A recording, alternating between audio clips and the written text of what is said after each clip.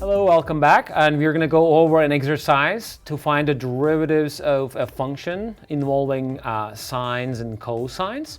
Here the function is pi cosine x minus 1/3 sine x.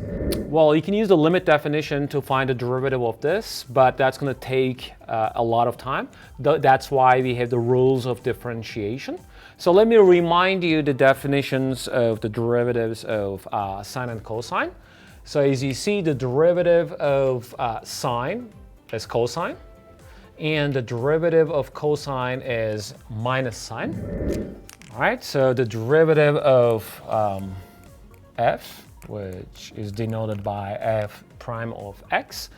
So we have pi times cosine x. So we have a constant multiple here, pi. So we will first take the derivative of cosine. That's going to be negative sine x.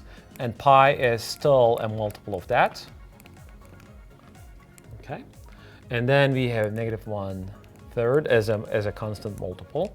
The derivative of sine, that's exactly equal to cosine x. So in short, we can write it as negative pi sine x minus 1/3 cosine x.